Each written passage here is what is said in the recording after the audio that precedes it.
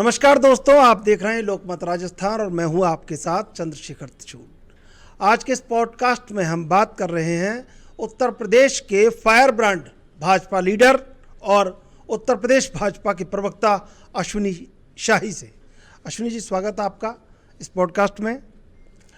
अश्विनी जी, क्या लग रहा है कि जो दौर चल रहा है भाजपा का, उत्थान का जो दौर है, इसमें क्या बाकी रह गया है? बाकी तो बहुत कुछ है। बिहार का चुनाव आप नहीं जीत पाए लंबे समय से क्या 54 साल से। वहाँ नीतीश कुमार आपके साथ हैं और नीतीश कुमार को तो आप जानते ही हैं, उनका साथ होना भी अपने आप में एक घटना है और नहीं होना बहुत बड़ी दुर्घटना है। तो कैसे मानते हैं कि भाजपा का क्या बाकी रह गया है अभी? और दूसरा सवाल, और एक उसके संग सप्लीमेंट्री एक सवाल, क्योंकि आप तो सवालों को झेलने के, खाने के और उनको उगलने के आदी हैं, कि जो उत्तर प्रदेश को पॉलिटिक्स का पावर हाउस कहा जाता है, वो 3-4 जगह बन चुका है पावर हाउस आजकल। गुवाहाटी में भी, बिहार में भी, राजस्थान जयपुर में भी पावर हाउस है। तो वो ये सब चीज़ें, क्या लग रहा है भाजपा का क्या कुछ बाकी है अभी? धन्यवाद त्रिशूल जी। आज आपके साथ जो है इस पॉडकास्ट का मौका मिला, इसके लिए बहुत बहुत धन्यवाद आपका, लोकमत राजस्थान का धन्यवाद। देखिए, जहाँ तक भारतीय जनता पार्टी का सवाल है, भारतीय जनता पार्टी बहुत ही बेहतर तरीके से राष्ट्र प्रेम के साथ देश को आगे ले जाने की तरफ अग्रसर है और अभी आपके सवालों के हिसाब से काम बहुत बाकी है। मैं नहीं कहता कि पिछली सरकारों ने कुछ किया नहीं, लेकिन पिछली सरकारों ने वो नहीं किया जो माननीय मोदी जी के नेतृत्व में इस समय देश में हो रहा है। जब देश हमको 2014 में एनडीए के सरकार के हाथों में माननीय मोदी जी के नेतृत्व में आया, तो अर्थव्यवस्था 10वें स्थान पर हमारी हुआ करती थी। आज हम 4थे स्थान पर खड़े हैं और पीपीए में हम 3रे स्थान पर खड़े हैं पूरे विश्व में। तो भारतीय जनता पार्टी का एक पार्टी के वजह से और एक सरकार में, दोनों में दो चीज़ें आपको देखने को मिलेंगी। पार्टी संगठन बहुत बेहतर तरीके से काम कर रहा है माननीय नड्डा जी के नेतृत्व में, और देश सर्वांगीण विकास कर रहा है माननीय मोदी जी के नेतृत्व में। अब आपने बिहार और उसका पूछा, तो आपके सवालों को मैं कंडेम करता हूँ। सवाल आपका था कि आप बिहार जीत नहीं पाए। तो बिहार में तो एनडीए की सरकार है प्रभु, 20 साल से हम हैं वहाँ, हमें जीत नहीं पाए। और आप ऐसे ही वहाँ ऐसे ही महाराष्ट्र में थे। आप जिस के साथ रहे उसको खा गए या तो निगल गए, और जिसको नहीं निगल पाए उसमें एक ही दुक्का लोग बचे हैं, नीतीश कुमार जैसे, जिनको आप निगल नहीं पा रहे हैं। देखिए, आपने कंडेम किया तो फिर मेरा हमलावर होना एकदम जरूरी है भाई, आपका काम है। आपने कहा 54 साल से सरकार बिहार में नहीं बनी, और ये दावा मेरा नहीं है, ये आंकड़ों का दावा है कि जो एनडीए के साथ रहा वो कमज़ोर हुआ, और धीरे धीरे करके शिवसेना की दुर्गति पूरे देश ने देखी। 3-3, 4-4 शिवसेना बन गई। आप सवाल का जवाब दीजिएगा। एकदम जवाब आप लीजिए। अश्विनी जी, अब आपको लगता है कि नीतीश कुमार वैसे नहीं है जैसे आपको, मतलब अपने सहयोगी रखने की आदत है? देखिए, इसको हमें 20 साल पहले से देखना होगा। भारतीय जनता पार्टी बिहार के उस पर आता हूँ, फिर आपको महाराष्ट्र ले चलता हूँ। बिहार में हमारा ग्राफ आप देखिए कैसे बढ़ा है। बिहार में हमारा ग्राफ आज जो है 1 नंबर पे आरजेडी है, उसके 1-2 सीट कम भारतीय जनता पार्टी है। तो हमारा ग्राफ बढ़ा है बिहार में। हाँ, हमारा चूँकि आज मैं आपको बताते हुए हर्ष हो रहा है कि हमारे एनडीए का 25 साल पूरा हो गया है, जिसकी आपको शुभकामनाएं। और उस एनडीए का पहला भाग जो है जेडीयू है, और आज हम उसके साथ सरकार में हैं। तो रही खाने की बात, और वो ये एक आरोप है, और इस आरोप को मैं मिथ्या आरोप मानता हूं, क्योंकि यूपीए हमारे साथ बनी थी। 2004 में यूपीए बनी थी। 2004 के बाद यूपीए का विसर्जन हो गया, उसका श्राद्ध हो गया। उसके बाद इंडी अलायंस बनी, इंडी अलायंस भी बिखर गई है, लेकिन एनडीए अपने स्थान पर खड़ी है और लगभग 20 से ऊपर राज्यों में हमारी सरकार है। तो इसको हम ये कहेंगे कि बिहार में माननीय नीतीश जी को हम लोगों ने नेता माना, और आपके उस सवाल का जवाब कि आप खा जाते हैं, नहीं। पहले एक पार्टी का पूरे देश में जो है एक पार्टी का व्यवस्था थी पूरी, कांग्रेस की। छोटे छोटे क्षेत्रीय दल हुआ करते थे, लेकिन भारतीय जनता पार्टी का प्रादुर्भाव होने के बाद हम लोग उत्थान के तरफ गए हैं। श्रद्धेय अटल जी के नेतृत्व में, मुरली मनोहर जोशी के नेतृत्व में, आडवाणी जी के नेतृत्व में, और अब जो है माननीय मोदी जी के नेतृत्व में हम लोग आगे ही बढ़ रहे हैं। और हमारे साथ अब ये आ गया यहाँ तक कि एक पार्टी का हम लोगों ने वो ख़त्म करके अब 2 पार्टी की बात कर ली। अब कांग्रेस भी देखिए, वैसे जनता की पसंद रही नहीं, 3 चुनाव हो गए, 99 के पार वो हो नहीं पाए, लेकिन जनता ने भारतीय जनता पार्टी को इतना प्यार दिया तो हम आगे बढ़ते गए। अब उसको आप लोगों के पास, चूंकि आप पत्रकार हैं, तो आप उसको चाहे जो नाम दे दें, खा गए पी गए उसकी बात अलग है, लेकिन ये जनता का प्यार है जो हमें मिला। अश्विनी जी देखिए, मैं आपको बताऊं कि एक तो क्या है, लोग आपसे पूछने में भी कतराते हैं या आपके खिलाफ पूछने की हिम्मत नहीं कर पाते, लेकिन मुझे तो पूछना पड़ता है क्योंकि जैसे जनभावना भाजपा के साथ जुड़ी हुई है, ऐसी जनभावना मेरे साथ भी जुड़ी हुई है। अभी पिछले दिनों कुछ सवाल कर रहा था तो लाखों करोड़ों लोगों ने उन सवालों को देखा, तो मेरा पूछने का धर्म बनता है। देखिए, मंडल अध्यक्ष भी दिल्ली की मर्जी से चुने जा रहे हैं, और कहीं किसी राज्य के आप युवा मोर्चा के अध्यक्ष को ले लीजिए, कहीं किसी राज्य के प्रदेश अध्यक्ष को ले लीजिए। अब आप समझिए, ये बड़ा पेचीदा सवाल है, आप इसका घुमा फिरा के भी जवाब दे सकते हैं और सीधे सीधे लफ्ज़ों में भी दे सकते हैं, और संगठनिक ढांचा है उसको भी बता सकते हैं। फिर चलिए इसके आगे बढ़ते हैं। हम राष्ट्रीय अध्यक्ष के मुद्दे पर लगातार बहस छिड़ी हुई है। अब आप अभी आपका ऐसा है कि बिहार चुनाव कैसे भी करके निकल जाए, राम राम कह के, तो फिर आगे और देखा जाए।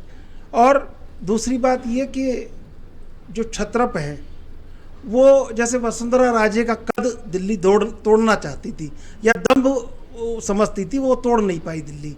और वसुंधरा राजे का कद आज भी इस कदर प्रभावशाली है कि पूरे देश में चर्चाएं कि वो राष्ट्रीय अध्यक्ष बनेंगी, कुछ लोग कह रहे हैं वो उपराष्ट्रपति बनेंगी, कुछ लोग और कुछ कह रहे हैं कि वो सीएम, मतलब 50 तरह की बातें हैं। तो कहीं ना कहीं मैं 14 करोड़ कार्यकर्ताओं की, कितने करोड़ कार्यकर्ताओं की पार्टी है, तो क्या लगता है कि अगर प्रदेश में संगठनिक ढांचे तैयार करने के लिए दिल्ली की अनुमति ली जा रही है, अगर छत्रपों के कद दिल्ली से, जो दिल्ली ने कहा कि वो दम्भ तोड़ने हैं, उन्होंने कहा नहीं लेकिन संदेश यही था कि दम्भ तोड़ने हैं। प्रयोगवाद, बड़ा प्रयोगवाद रहा सरकारें चुनने के बाद। तो क्या लग रहा है कि सांगठनिक ढांचा राष्ट्रीय अध्यक्ष से लेके नीचे प्रदेश अध्यक्ष और उनकी टीमें खड़ी करने तक कौन वो लोग हैं या कहाँ है वो आला कमान जो ये तय करेगा कि मंडल अध्यक्ष बिहार के बेगूसराय का मंडल अध्यक्ष दिल्ली से तय हुआ? आप बुरा मत मानिएगा, नहीं। सवाल बहुत सारे लोगों का सवाल है, लाखों करोड़ों लोग हमसे ये लोकमत राजस्थान से उम्मीद रखते हैं कि हम सही और सच्चे सवाल पूछें। आप एकदम सटीक सवाल का सटीक जवाब पाएंगे। बिल्कुल बिल्कुल जवाब और हम इसको देखते हैं, जैसे मंडल अध्यक्ष की आपने बात की। भारतीय जनता पार्टी एक ऐसी पार्टी है जिसमें एक जो है लोकतंत्र है, जिसके अंदर परिवारवाद नहीं है, हिटलरशाही नहीं है, प्राइवेट लिमिटेड कंपनी नहीं है। हमारे संगठन के चुनाव में एक बार एक देखिए, जैसे आपने एक प्रयोगवाद का नाम दिया, तो हमारे उसमें एक प्रयोग होता रहता है जो कि मीडिया से और विपक्षी दलों से बड़ा दूर वो लोग सोच नहीं पाते हैं, आप लोग सोच नहीं पाते हैं, और वो काम भारतीय जनता पार्टी करके सफल कर देती है। तो अश्विनी जी, मैं टोकता नहीं बीच में कभी आपको, लेकिन पंडित दीनदयाल उपाध्याय जिस स्कूल में पढ़े हैं उसी स्कूल में ही पढ़ा हूँ। अरे ये मेरा सौभाग्य है, ये आपका सौभाग्य है। और दीनदयाल जी के जो है मार्गदर्शन में हमारी पार्टी आज चल रही है। लेकिन सवाल का जवाब, मैं ये सच कह रहा हूँ, नहीं, अच्छी बात है, ये अच्छी चीज़ है और आपको बहुत बहुत बधाई इसके लिए।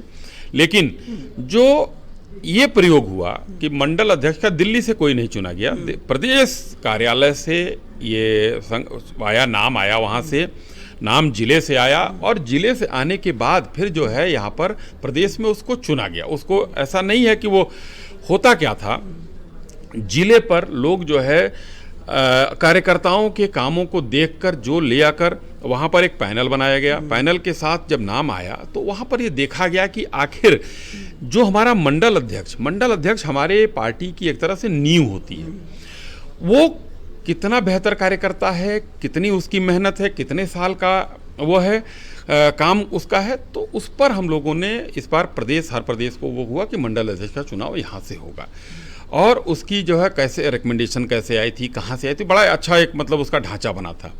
वो प्रयोग बड़ा अच्छा सफल रहा।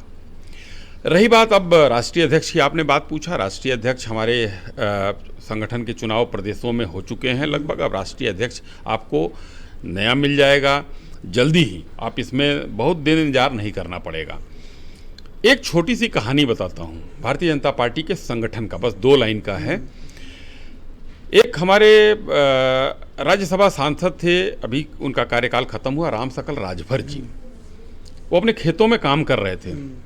अचानक उनके यहाँ दिल्ली से फ़ोन जाता है कि राम सकल जी आप राज्यसभा के लिए मनोनीत हो गए हैं। उनका लड़का फ़ोन लेकर जाता है उनके पास खेतों में और कहता है कि पिताजी दिल्ली कार्यालय से फ़ोन है और आप राज्यसभा के लिए मनोनीत हो गए हैं। राम सकल जी को एहसास नहीं हुआ, विश्वास नहीं हुआ कि मैं राज्यसभा के लिए मनोनीत हो जाऊं। बहुत छोटे कार्यकर्ता थे जिला स्तर के, लेकिन हुआ। तो आपके प्रयोगवाद की बात है। नहीं, ये तारीफ है आपकी, ये प्रयोगवाद कर रहे हैं, अच्छा कर रहे हैं। तो इसीलिए मैं कह रहा हूँ, एक चाय वाला आज प्रधानमंत्री बना है। ये तो आप अच्छा कर रहे हैं। और राम सकल जी राज्यसभा के सांसद हो गए। तो उसी तरीके से चाहे वसुंधरा जी हों, हमारे उत्तर प्रदेश में योगी जी हों, आसाम में हमारे विश्व शर्मा जी हों, हर व्यक्ति ने, आपके राजस्थान में जो है देखिए नया मुख्यमंत्री देने का काम किया गया, लेकिन बहुत शानदार काम कर रहे हैं इस समय शर्मा जी, बहुत बढ़िया काम कर रहे हैं। 30-40 साल में कोई आदमी परिपक्व कार्यकर्ता बन के राज्यसभा चला जाए तो ठीक है, लेकिन 20 साल के आदमी को 30 साल इंतजार करके मंडल अध्यक्ष बनना पड़े तो ये थोड़ा पेचीदा है। नहीं, वो आप इसको मैं बीच में आपके सवाल को काट रहा हूँ, सुलझा लीजिएगा। बीच में काट रहा हूँ इस बात को कि आप अगर कहीं भी हमारे उसमें आप देखिएगा मंडल अध्यक्षों की सूची उठाकर देखिएगा तो उसमें 80% युवा बनाए गए हैं। ये आपके लिए एक सुखद जो है खबर है। ठीक है, मैं ये दूसरी बात, राष्ट्रीय अध्यक्ष आप बना लेंगे बहुत जल्दी। जो देश में चर्चाएं चलती रहती है और आप लगातार देश के सभी चैनलों में रिप्रेजेंट करते हैं भाजपा को, इसलिए उन सवालों को पूछना लाजमी है जो सवाल वाकई में कई बार रह जाते हैं। दूसरी बात कि नागपुर से चर्चा चल रही है 75 साल की, कि 75 साल सफिशिएंट है पॉलिटिकल किसी भी राजनीतिक कद के लिए, और स्वयं सरसंघ संचालक का बयान 2-3 बार इस परिप्रेक्ष्य में आ चुका है। हालांकि वो आप ही की पार्टी में कर्नाटक में टूटा जब येदियुरप्पा को वापस लाया गया 80 साल की उम्र में। तो ये 75 साल का जो एजेंडा चल रहा है, मुझे दरअसल आपको ज़्यादा आंतरिक रूप से पता है, ये मतलब क्या चल क्या रहा है, मतलब लगातार जो चर्चा है 75 साल 3-4 बार राष्ट्रीय परिदृश्य में लोग सुन चुके हैं इस बात। देखिए, तो ये इसको साफ कर दीजिए। बड़ा अच्छा सवाल है ये, और मैंने जोड़ा नहीं किसी से। नहीं, आपने बहुत अच्छा सवाल किया और होना भी चाहिए। देखिए, एक अभी हम लोगों ने चर्चा की, प्रयोगवाद की, तो भारतीय जनता पार्टी के अंदर एक ऐसा प्रयोग किया गया कि जिससे 75 साल में लोग जो है अगर रिटायर हो जाते हैं उससे जो है मतलब अपने आप जो है वो करके, तो युवाओं को मौका मिले, इसलिए एक जो है चीज़ें रखी गई, जबकि कोई ऐसा नियम नहीं बनाया गया। भागवत जी ने जो कहा, तो श्रद्धेय भागवत जी का भी विचार ये था, एक उनका सुझाव था कि राजनीति में 75 साल के बाद आदमी को रिटायर होना चाहिए। लेकिन अब आपको मैं बताऊं, सरकारी नौकरियों में आपने देखा होगा कहीं 58 है, कहीं 60 है, कहीं 62 है, लेकिन उस समय भी वो लोग काम करते हैं। तो रिटायरमेंट या तो उनको एक्सटेंशन मिल जाता है, या रिटायरमेंट के बाद भी उनको फिर से वापस रख लिया जाता है कुछ किन्हीं पद पर, क्योंकि उनकी कार्य क्षमता जो है बहुत अच्छी होती है। तो भारतीय जनता पार्टी का जो कार्यकर्ता है, संघ का जो कार्यकर्ता है, ये कार्यकर्ता अपने मेहनत के बदौलत खड़ा हुआ है, और उसकी मेहनत जब वो 25 साल 30 साल बाद जब मेहनत कर लेता है तो वो निखर के आता है। तो उसकी उस मेहनत का सम्मान है। देखिए, सभी लोग नहीं होते हैं ऐसे, कुछ लोग होते हैं जो अपने आप को कहते हैं भाई अब 75 हो गया बहुत हो गया, 70 हो गया बहुत हो गया। लेकिन अब देखिए, माननीय प्रधानमंत्री जी, उनके अंदर ऊर्जा की कमी दिखती है आपको? हम तो ये कह रहे हैं कि जब तक वो इस धरती पर हैं तब तक वो देश के प्रधानमंत्री रहें। ऊर्जा में कमी नहीं, नैतिक क्षमता में कमी नहीं, सामरिक क्षमता के निर्णय लेने में कोई कमी नहीं, मजबूत निर्णयों के लिए वो जाने जाते हैं। पूरे विश्व में जो है आज सबसे पहले प्रधानमंत्री हैं जो 26 देशों में या इस देशों में सर्वोच्च सम्मान से नवाजे गए हैं, तो ये अनूठी उपलब्धि है। तो इस तरीके के लोगों को रहना चाहिए। कुछ लोगों को स्वेच्छा से अगर वो चाहें तो एक विचार है कि 75 के बाद वो छोड़ दें। जी, क्या लगता है कि बिहार बहुत पेचीदा है, एनडीए में तो जीतते ही रहे हैं आप, पंजाब में खुद सुनील जाखड़ अभी हाल ही में कह चुके हैं कि बादल के बिना गुजारा नहीं, मतलब ऐसे मैं कह रहा हूँ, पत्रकार को क्यों कहा जाएगा अगर वो बातों को थोड़ा सा लब्बो लुआब में या लम्बा नहीं चढ़ाएगा तो। लेकिन दरअसल भावार्थ यही था उनका कि बादल के बिना गुजारा नहीं है वहाँ पे, मतलब उन्होंने ऐसा कहा कि भाई बादल से बीजेपी को मतलब अब गठबंधन कर लेना चाहिए। और वाकई मैं आपको बताऊं, ज़मीनी हकीकत कुछ और है पंजाब की, आप भी बहुत अच्छी तरह जानते हैं। मैं लगातार पिछले 4-5 सालों से पंजाब में था, तो मैं देख रहा था वहाँ पे जिस तरह का एक खालिस्तान रेफरेंडम चल रहा है, और वो गुरपतवंत सिंह पन्नू वहाँ से बकवास करता रहता है बैठा बैठा कनाडा अमेरिका से। तो क्या लग रहा है कि पंजाब बहुत मुश्किल है और बिहार में एनडीए तो है कहीं ना कहीं, लेकिन अकेली बीजेपी बहुत मुश्किल है। देखिए, आप लोगों का जो सवाल होता है वो कहीं ना कहीं सूत्रों से होता है और होता बड़ा गहरा है।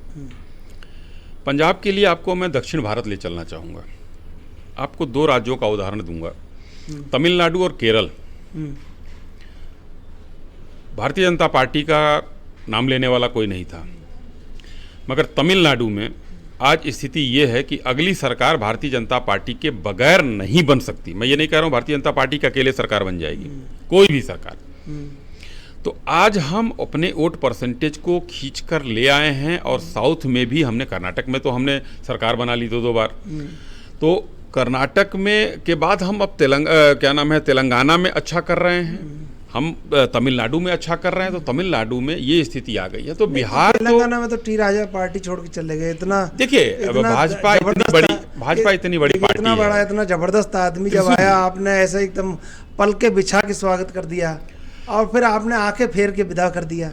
ये आपकी जो कमी है ना भाजपा की, ये बड़ी त्रिशूल जी, आप एकदम विमुख हो जाते हैं व्यक्ति बड़ा नहीं होता है। शिवसेना के साथ थे तो आप एकदम आत्मसात बिल्कुल करके बैठे थे महाराष्ट्र में, फिर आपने मुंह फेरा तो ऐसा फेरा कि उद्धव ठाकरे को देखा भी नहीं। देखिए त्रिशूल जी, व्यक्ति नहीं बड़ा होता है, दल बड़ा होता है।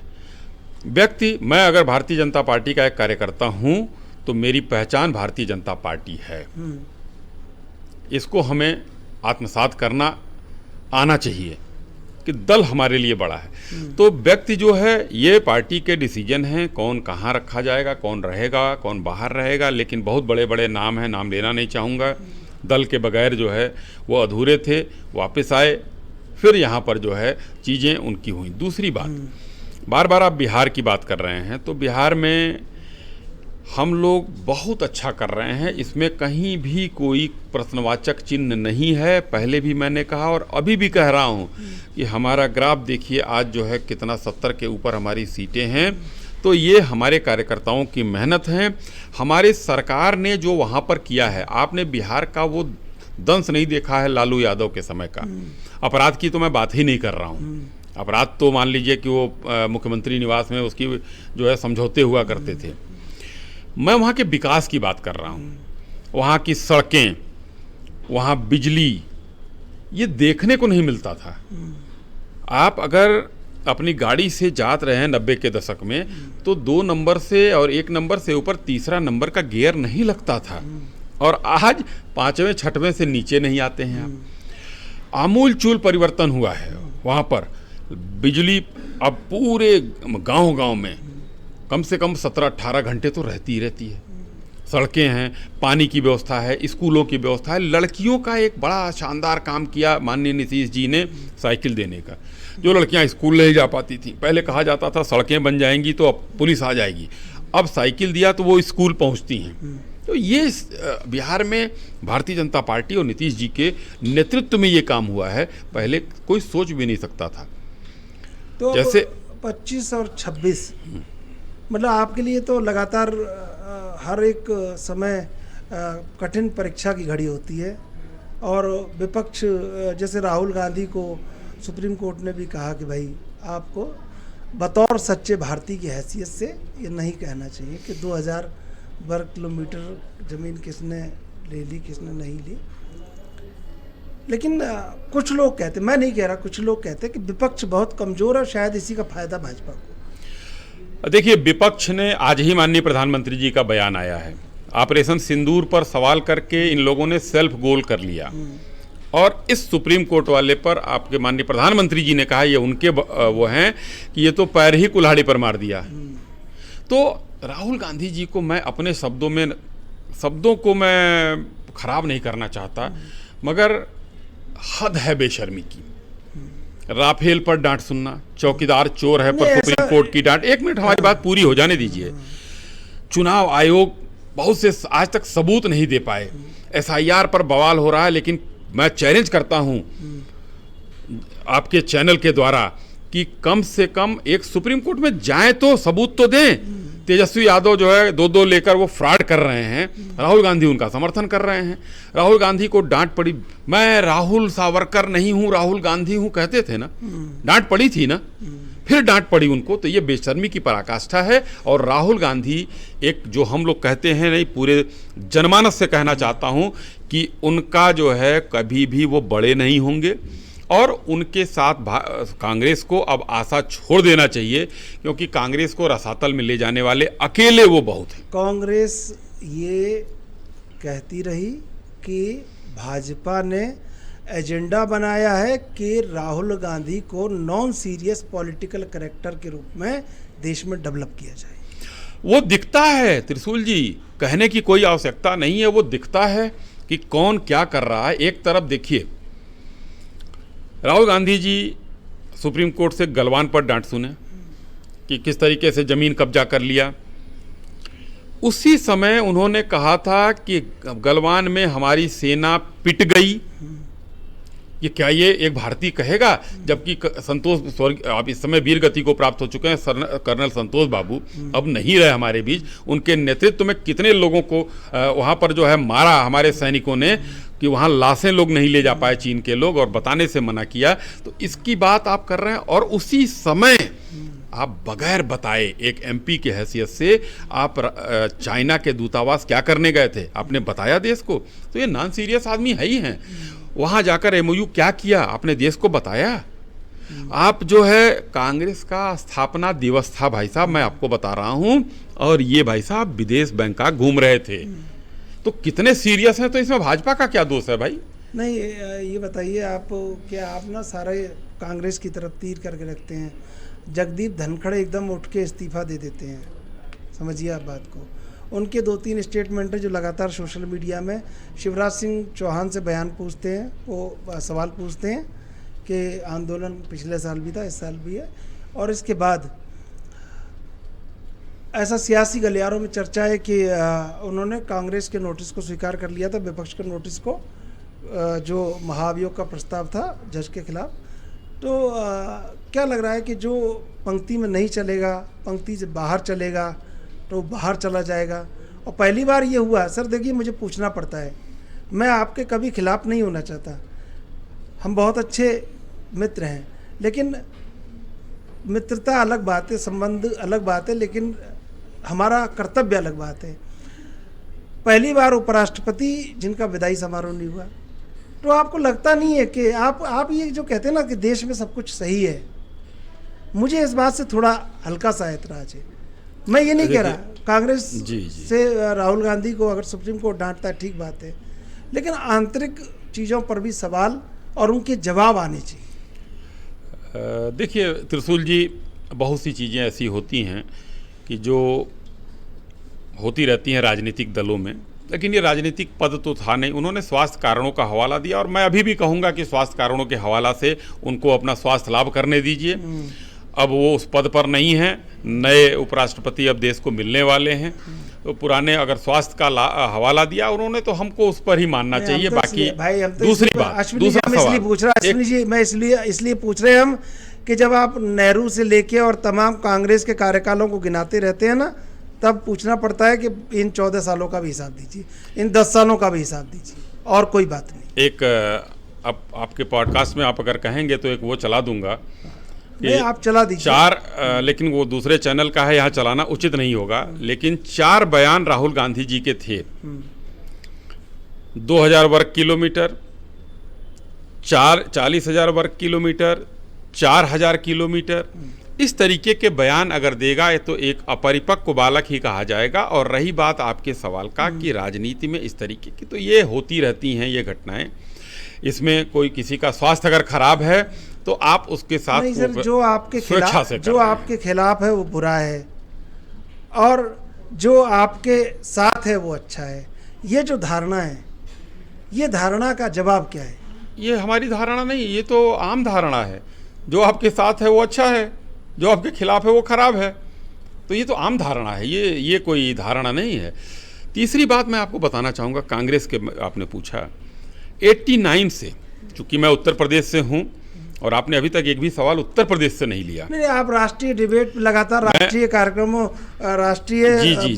जो विषय होते हैं उन पर लगातार, लेकिन तो अब आप इस समय बाहर हैं उत्तर प्रदेश से, तो मेरा फर्ज बनता है कि उन सवालों को जान लिया जाए। बाकी तो हम जान ही लेंगे। लेकिन उत्तर प्रदेश भी, मैं कांग्रेस के परिप्रेक्ष्य में बोल रहा हूँ, 89 से कांग्रेस का कोई वहाँ पर कुछ नहीं है। प्रियंका गांधी वाड्रा को भेजा गया वहाँ इंचार्ज बनाकर, लड़की हूँ लड़ सकती का नारा दिया उन्होंने, लेकिन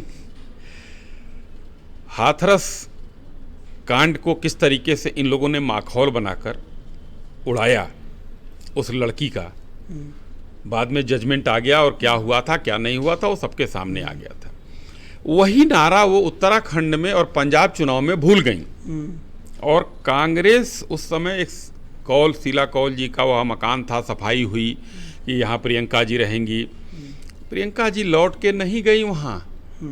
कांग्रेस कितनी सीरियस है। आप लोग कहते हैं कि कांग्रेस के बारे में आप खिलाफत करते हैं, खिलाफत वो विपक्षी दल है, तो हम उनके शत्रु नहीं हैं। राहुल शत्रु गांधी नहीं फायदा है आपके लिए जी। राहुल गांधी घर बैठ जाएं तो सीटें कांग्रेस की बढ़ जाएं, लेकिन वो फायदा है आपके लिए। कांग्रेस, वो बोलते हैं, आपके प्रवक्ताओं की फौज उतर जाती है पूरे देश में, उन आपको मौका चाहिए, और वो मौका ऐसे थाली में परोस के देते हैं भाजपा के लिए, ये लीजिए। अब ये बताइए, मैं राजस्थान में बैठा हुआ हूँ,